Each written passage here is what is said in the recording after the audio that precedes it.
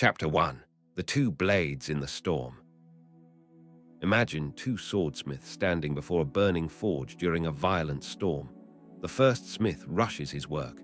He takes raw iron, heats it rapidly, and plunges it straight into freezing water without patience.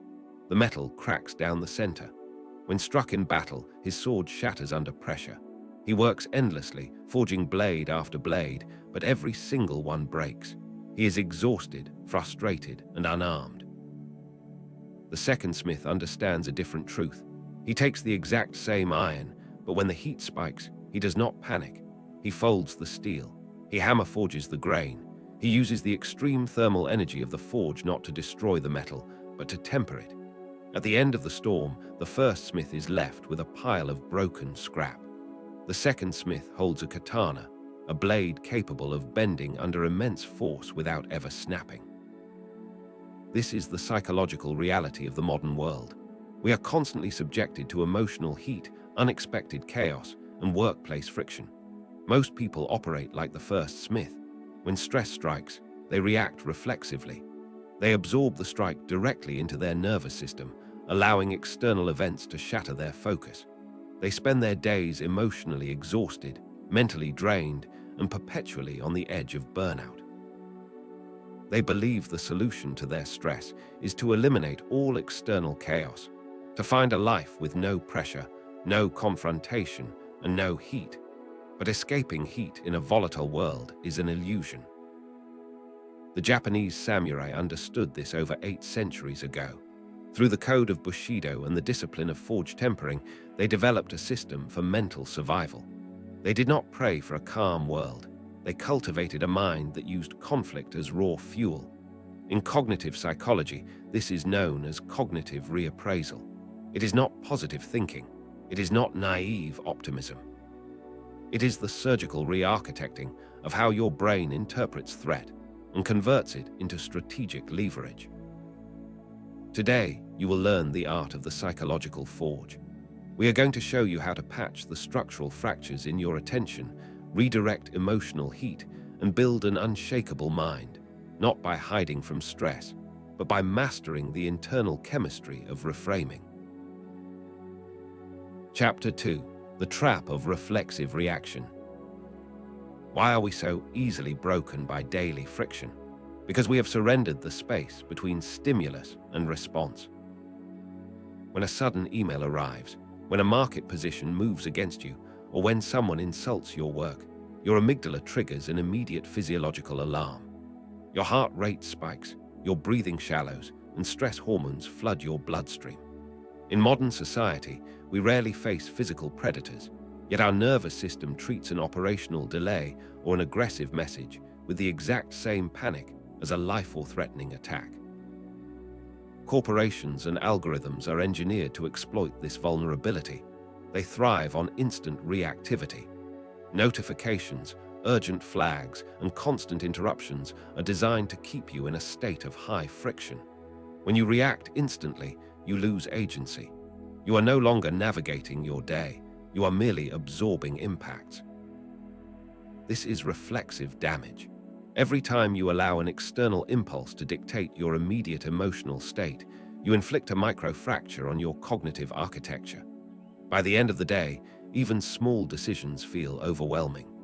You suffer from ego depletion, not because you worked hard, but because you let your mental engine run red-hot without a cooling system. The samurai recognized that a warrior who reacts to an enemy's taunt has already lost the duel. Bushido teaches that emotional turbulence is simply raw kinetic force. If you absorb it directly, it destroys you. But if you step slightly aside and redirect the momentum, the force belongs to you. Cognitive reappraisal is the practice of inserting a deliberate buffer between the event and your evaluation of the event. An event carries zero inherent emotional value. A delayed flight, a cancelled deal, or a sharp critique is objectively neutral data. The suffering does not exist in the event itself. It exists entirely in the secondary story your brain constructs about the event. When you master your internal narrative, you master the outcome. Chapter 3. The Four Foldings of the Mental Four. To practice mental forging, you must replace emotional reactivity with a structured processing framework. In traditional Japanese swordsmithing, tamahagin steel is folded repeatedly to purify the metal and distribute carbon evenly throughout the blade. Similarly, when chaos strikes your daily life, you must pass the event through 4 distinct cognitive folds before taking action. Fold 1. The physiological halt. The moment you feel the heat rise, the sudden spike of anger, frustration, or panic, you enforce an absolute physical freeze. You do not send the message. You do not raise your voice. You do not make an immediate decision. Physiologically, a fight-or-flight surge lasts approximately 90 seconds in the body. If you do not feed it with secondary thoughts, the chemical wave peaks and dissipates naturally. The samurai called this posture Fudoshin, the immovable mind. When impact occurs, your body remains still. You allow the initial wave of adrenaline to pass without granting it permission to speak. Fold 2. Neutral de-escalation. Once the immediate chemical spike subsides, strip the event of all dramatic language. Most people amplify their own suffering through linguistic exaggeration. They tell themselves, "This project is completely ruined," or "This person is intentionally sabotaging me." This narrative framing triggers secondary stress responses. Under Fold 2, translate the situation into raw, objective engineering terms. Replace "this is a catastrophe" with "this is an unpredicted variance in our operational timeline." Replace "they disrespected me" with "the counterparty expressed an uncalibrated expectation." When you remove emotional adjectives, you disarm the event's ability to inflict pain. Fold 3. The utility audit. Ask yourself one question: where is the hidden thermal energy in this obstacle? A heat source in a forge can either burn down the building or weld 2 plates of steel together. The heat itself is indifferent. An operational setback forces you to audit weak systems you previously ignored. A harsh critique reveals a vulnerability in your execution before your competitors exploit it. A lost client frees up high-value bandwidth to build a more resilient product line. Every crisis contains raw structural data. The cognitive practitioner does not complain about the heat. They locate the precise angle to fold the steel. Fold 4. Deliberate re-engagement. Only after passing through the first 3 folds do you execute an action. Your response is no longer an emotional reaction. It is a calculated, strategic movement. Where others see a crisis, you deliver a cool, precise solution. Because you did not waste energy screaming at the forge, your full cognitive bandwidth remains focused on execution. Chapter 4. The Kuroganesho Mystique, Loving the Heat. Why do modern professionals burn out while ancient practitioners thrived under constant threat?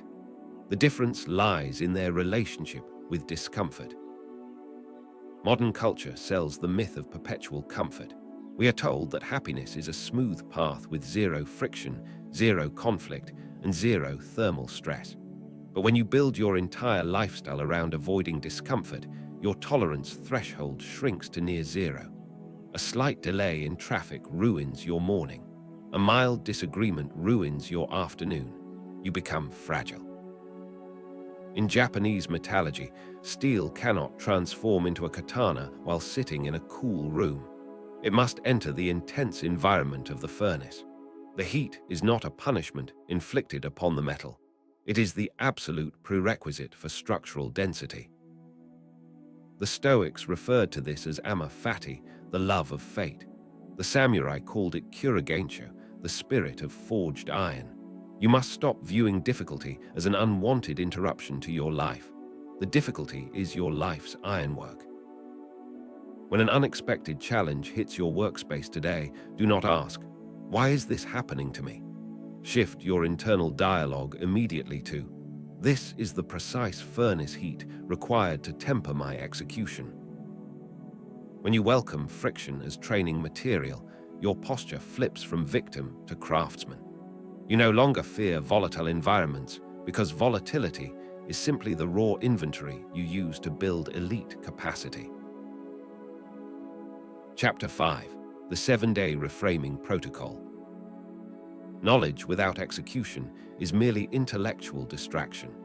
To turn cognitive reappraisal from an abstract theory into a permanent mental habit, you must train it daily like a physical movement. Here is your operational blueprint for the next 7 days. Every morning, pre-mortem strengthening. Before opening your phone or checking your email, spend 2 minutes anticipating friction. Identify the 2 most difficult tasks or encounters scheduled for your day. Mentally visualize them going wrong. Visualize the flight delay, the aggressive meeting, or the failing code. Now visualize yourself maintaining complete fudushin, immovable stillness. Pre-program your response so that when the spark hits during the day, your brain recognizes it as a rehearsed scenario rather than a surprise attack. During the day, the log book. Keep a physical notebook on your desk. Whenever an event triggers an emotional reaction greater than a 5 out of 10, write down 3 lines. Line 1, the raw neutral fact, no emotional adjectives. Line 2, the immediate reflexive thought your brain tried to generate. Line 3, the forged reframe, the exact strategic utility of this situation. Physically writing this down forces your prefrontal cortex to take control away from your reactive emotional centers. Every evening, the cool-down audit. Before sleeping, review your entries. Ask yourself, did I absorb the heat like scrap metal, or did I fold it like forged steel? Identify one instance where you successfully reframed a crisis and analyze why it worked. Identify one instance where you failed and map out how you will fold that exact stressor next time. Chapter 6: Wealth of Mind is Freedom of Action. Here is the truth that high performers understand. Mental capacity is your primary asset. A person with a fragile mind can earn a massive income, hold an impressive title, and possess vast resources, yet remain a prisoner to their own reactivity. A single phone call can ruin their week. A single bad review can shatter their confidence. They are perpetually broke in the only currency that matters, internal sovereignty. Conversely, a practitioner who has forged an immovable mind possesses absolute freedom.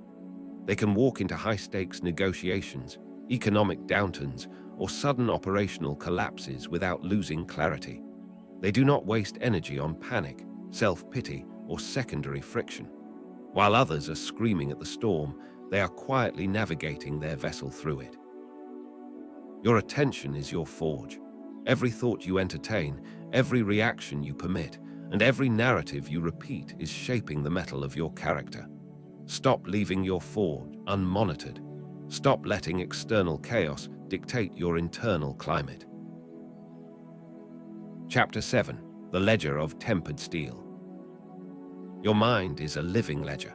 Every daily friction point is recorded. You are either logging broken blades or you are logging tempered steel. The path to mastery does not require a dramatic, life-changing event. It begins with the very next frustration you encounter today. When that frustration arrives, and it will, do not flinch, do not complain.